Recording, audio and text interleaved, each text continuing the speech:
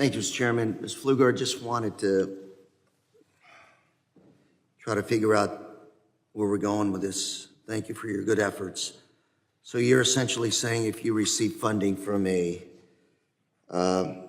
Chinese entity of any sort, form, or manner, you're not, no? Would the gentleman yield?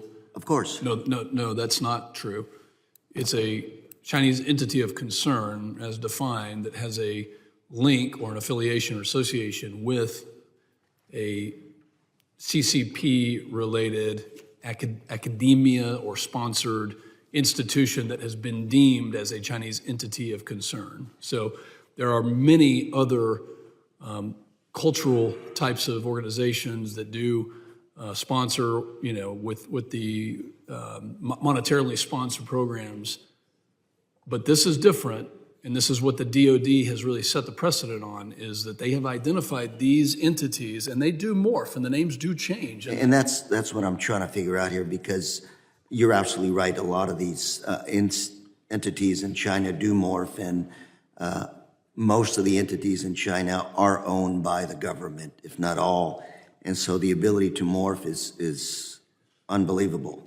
And so I'm trying to figure out here, if you're really trying to stop the funding, or I should say university accessing department or government funding, any entity, I would say any entity, maybe the ones you've identified now, but since they are going to morph, they have a possibility of a very vague area there where if you're going to, err on the side of caution, then you're going to be essentially saying no funding from these entities from China.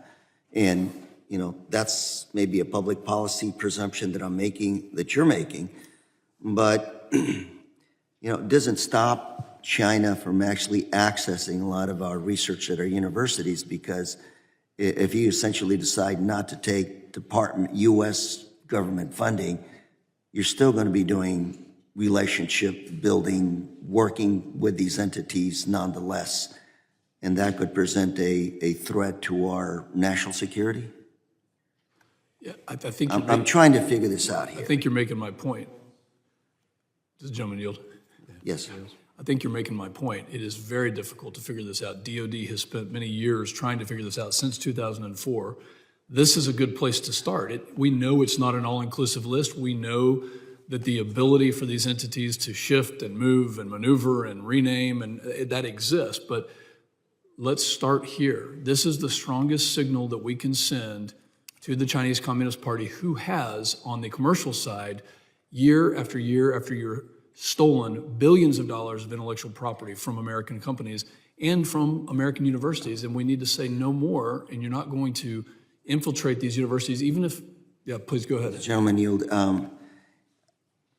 It's a good start, but I think we're off target, because what you really want is to prevent the transfer, dissemination, stealing, borrowing of our intellectual property by other, in this case, the Chinese Communist Party.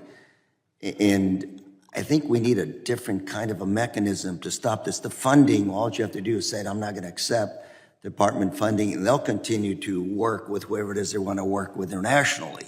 Will the gentleman yield? Of course. Yeah, I mean, this was the conversation we had last Congress. I was very disappointed we didn't bring this to the floor.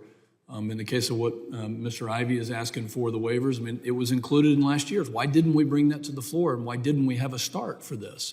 Because we all know that the threat is out there, the mechanism, and would be happy to entertain other ideas. But so far, since the 117th Congress, we haven't had those ideas. This wasn't brought to the floor, and this is why we're doing it now, because enough is enough. Mr. Pfluger, I just want to say that I think our focus just on the Chinese Communist Party, I think it's probably not enough. I think there are other entities out there that could probably look at that are also in the same business, allies or not, of taking our intellectual property.